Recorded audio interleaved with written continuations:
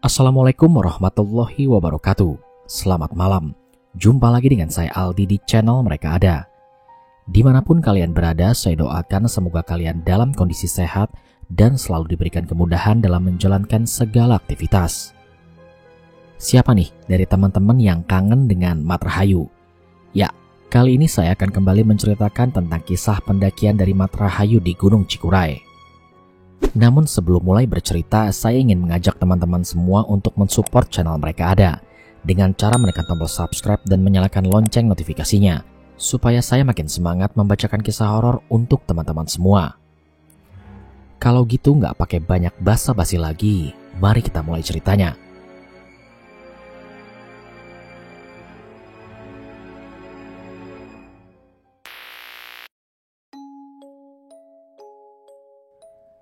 Bismillahirrahmanirrahim. Assalamualaikum Kang Aldi dan para pendengar setia channel Mereka Ada. Semoga selalu dalam lindungan Allah Subhanahu wa Ta'ala dan selalu diberikan kesehatan serta rizki yang berkecukupan. Bagi yang belum tahu, perkenalkan, nama saya Mat Rahayu.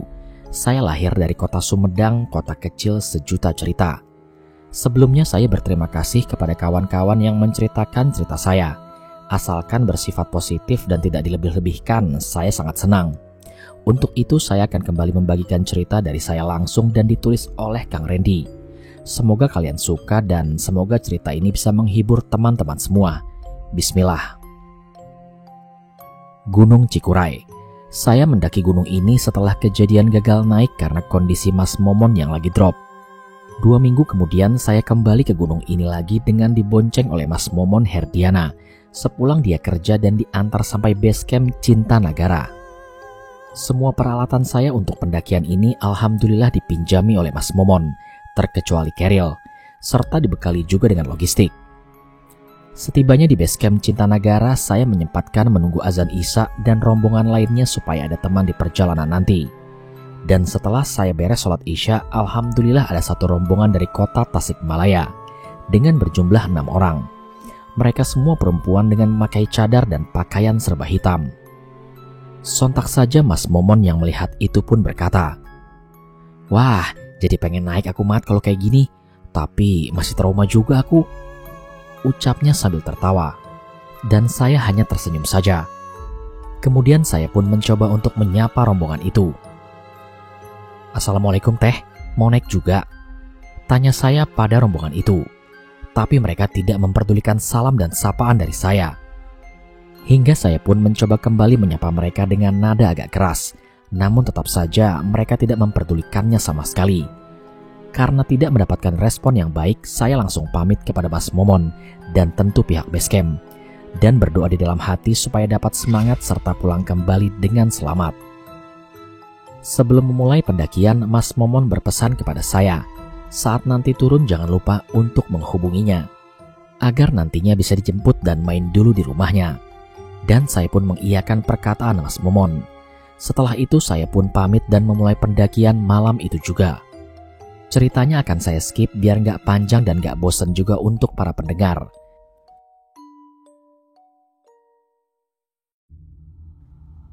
Singkat cerita, setibanya saya di hutan, saya menyempatkan untuk beristirahat sejenak sambil merokok. Namun tak lama kemudian dari arah bawah saya mendengar sayup-sayup suara orang yang sedang berjalan. Dan setelah saya senter-senter, ternyata itu adalah rombongan pendaki yang tadi berasal dari Tasikmalaya. Setibanya mereka di hadapan saya pun mencoba menyapa mereka kembali. "Teh, istirahat dulu," ucap saya pada rombongan itu. Namun respon mereka ya masih tetap sama. Mereka tidak memperdulikan saya. Bahkan mereka melewati saya seolah-olah saya hanyalah sebuah pohon. Namun baru saja berjarak kurang lebih 4 meter melewati saya, tiba-tiba salah satu dari mereka terjatuh hingga terguling-guling. Sontak saya pun langsung berlari dengan niat untuk membantunya. Akan tetapi saat tangan saya mau membantunya, mereka semua menatap ke arah saya sambil melotot seperti orang yang sangat marah. Melihat respon mereka seperti itu, saya urungkan niat untuk membantu. Karena saya takutnya mereka salah sangka atau takutnya mereka mengira saya cuma mengganggu mereka. Saya lalu kembali ke tempat awal saya menaruh keril dan merokok kembali di situ. sambil memikirkan ada apa dan kenapa mereka bersikap sangat aneh sekali kepada saya. Namun saya mencoba untuk menepis pertanyaan-pertanyaan itu dalam hati dan tetap mencoba berpikir positif. Namun di sela saya sedang asik merokok dan melamunkan para pendaki wanita itu, saya dikejutkan dengan kedatangan kakek-kakek yang entah dari mana datangnya dan sejak kapan datangnya. Kemudian kakek itu memberikan salam ke arah saya dari arah depan. "Assalamualaikum." Kemudian kakek itu berbicara dengan bahasa Sunda, akan tetapi saya akan terjemahkan biar teman-teman semua mengerti. "Kamu sedang apa di sini?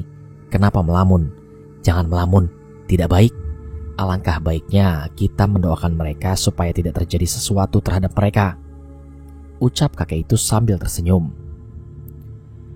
"Iya kek, makasih banyak nasihatnya. Semoga mereka baik-baik saja." Lama kami bercerita, hingga akhirnya saya pamit dan melanjutkan perjalanan lagi.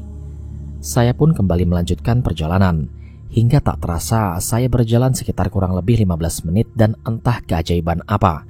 Tiba-tiba saya sudah berada di puncak bayangan gunung ini dan melihat banyak tenda pendaki berdiri serta puncak dengan bangunan persegi 4. Tapi kejadian semacam ini sudah pernah saya rasakan dan saya alami sebelumnya. Bukannya heran, akan tetapi saya selalu bersyukur.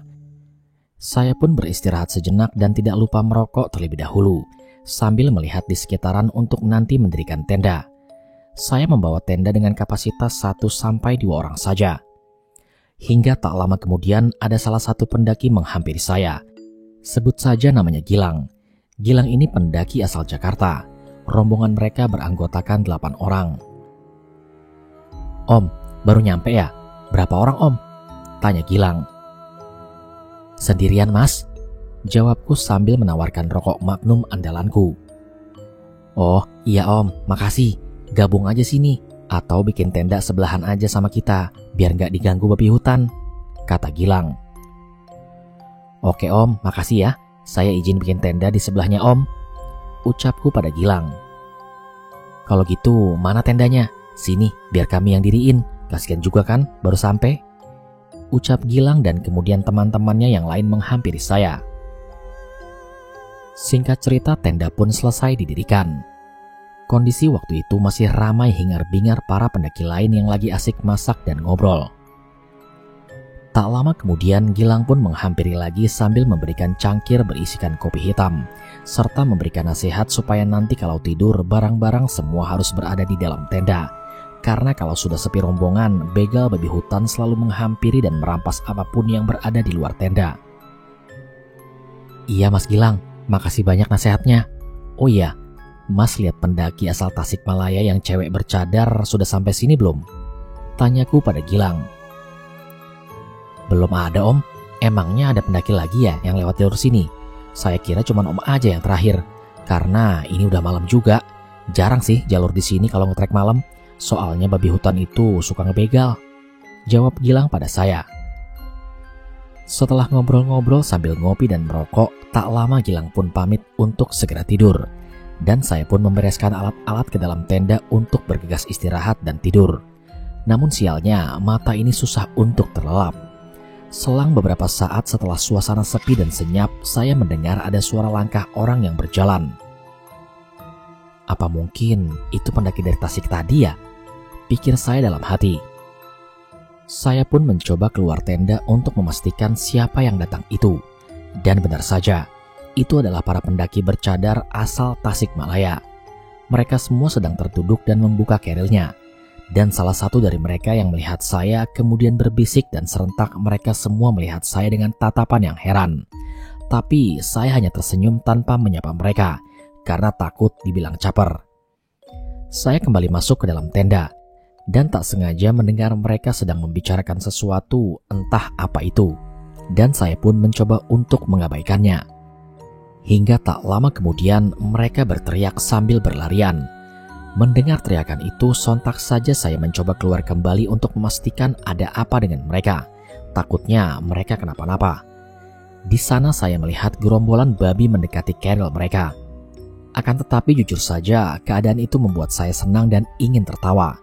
Mereka semua menghampiri saya dan bersembunyi di dalam tenda saya. Namun salah satu dari mereka yang enggan masuk ke dalam tenda saya hanya memegang baju saya dari belakang. Dengan kegaduhan itu, semua penghuni tenda mengintip dari dalam tenda masing-masing. Dan tak lama, Gilang pun bangun dan menyuruhku untuk masuk ke dalam tenda.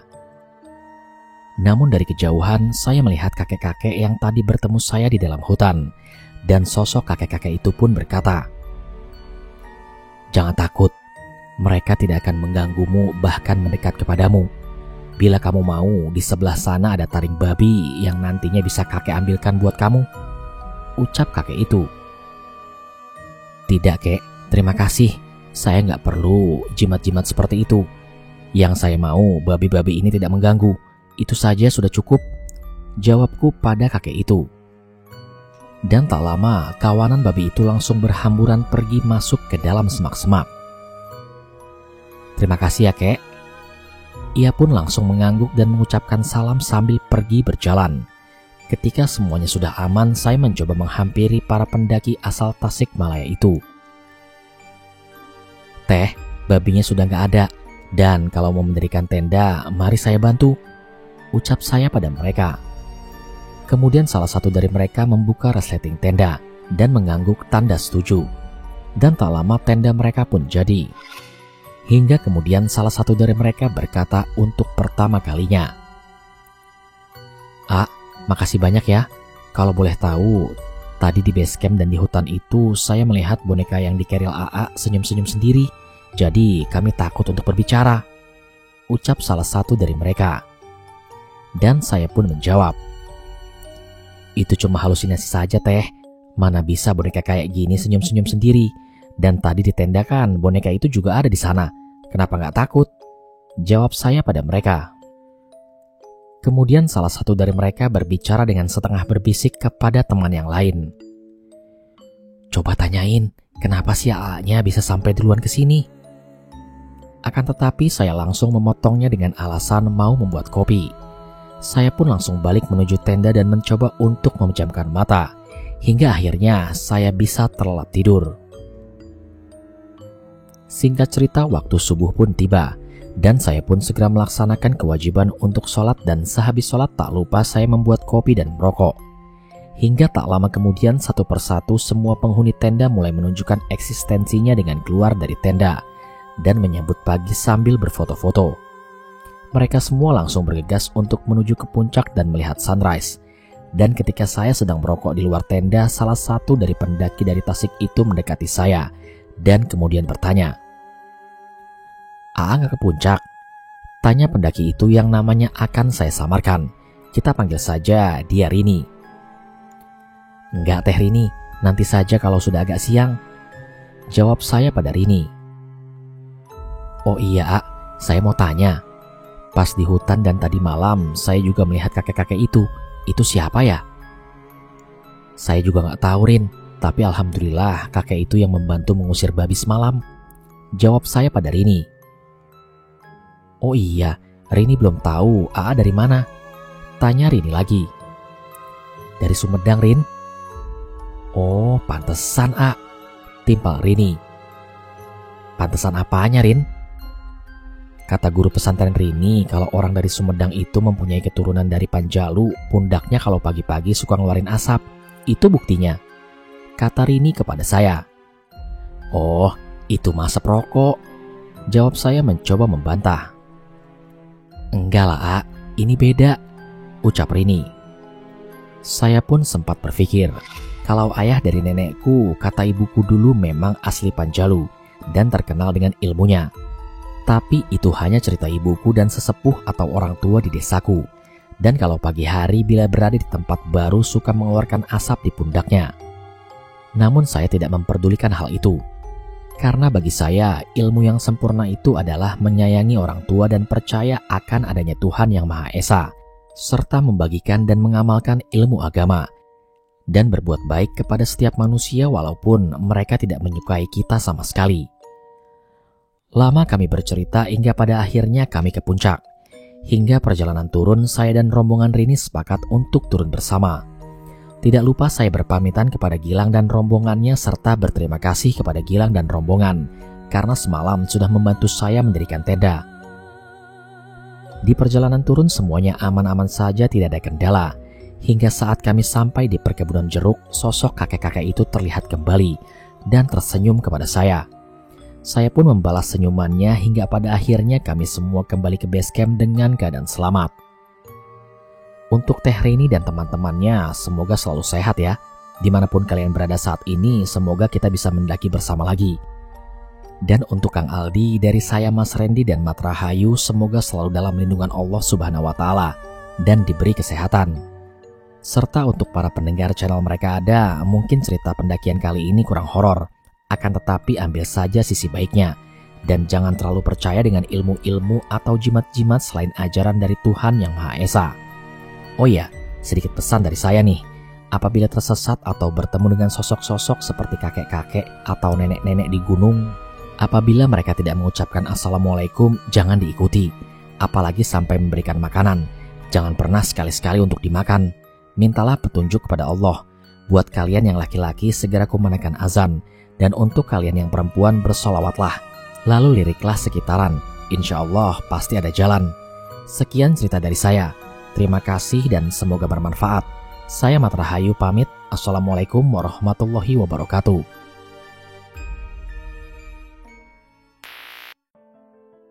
Sekian cerita pada kesempatan kali ini. Terima kasih kepada Kang Mat Rahayu yang sudah mau berbagi lagi ceritanya tentang pendakian. Mudah-mudahan ceritanya bisa mengobati rasa kangen kalian para pendengar channel Mereka Ada.